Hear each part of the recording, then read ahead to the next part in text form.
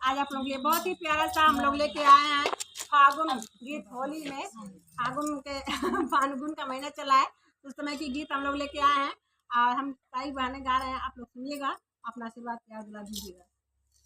फागुन के दिन आइल हमार पिया, फागुन के दिन आइल हमार पिया, फागुन के दिन आइल हमार पिया, फागुन के दिन आइल हमार पिया, फागुन के दिन आइल हमार पिया, फागुन के दिन आइल हमार पिया, फागुन के दिन आइल हमार पिया, फागुन के दिन आइल हमार पिया। घर तू ही चली आवा हमार पिया, घर तू ही चली आवा हमार पिया, घर तू ही चली आवा हमार पिया, घर तू ही चली आवा हमार पिया। फागुन के दिन आइल हमार पिया,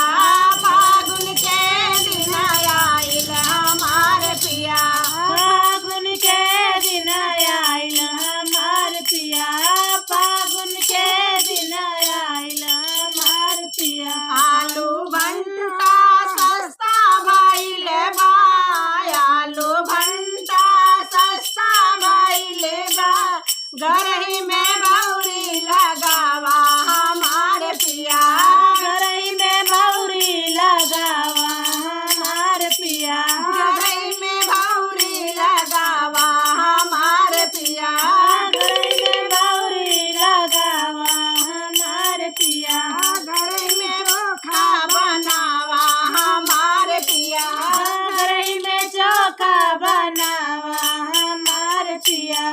फागुन के दिन आइल हमार पिया, फागुन के दिन आइल हमार पिया, फागुन के दिन आइल हमार पिया, फागुन के दिन आइल हमार पिया। खटिया चौकी पर जाड़ा लगेला, खटिया चौकी पर जाड़ा लगेला, जाड़ा लगेला हो जाड़ा लगेला, मखमल के गद्दा बिछावा हमार पिया, मखमल के गद्दा बिछावा हमार पिया, मखमल के गद्दा बिछावा हमार पिया, मखमल के गद्दा बिछावा हमार पिया। फागुन के दिन आइल हमार पिया, फागुन के दिन आइल हमार पिया,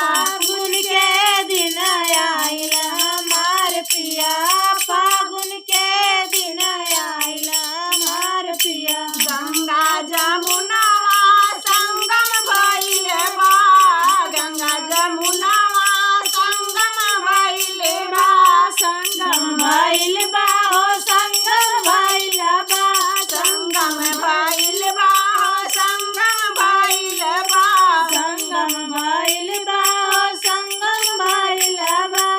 गंगा जमुना के मेला लगल बा, गंगा जमुना के मेला लगल बा, गंगा जमुना के मेला लगल बा, गंगा जमुना के मेला लगल बा।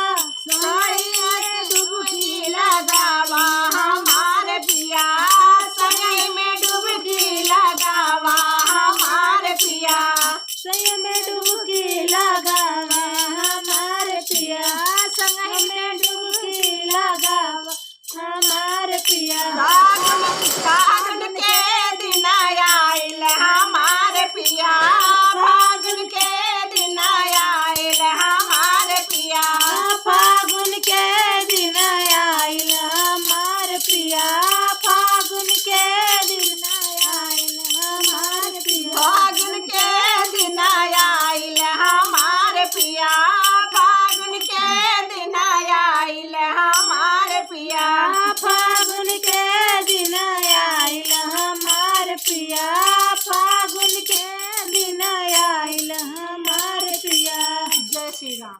जय श्री ये राम। गीत कैसी लगी कमेंट बॉक्स में जरूर आप लोग बताइएगा। तब तक के लिए बाय बाय। भर भर के प्यार दुलार आशीर्वाद दीजिएगा।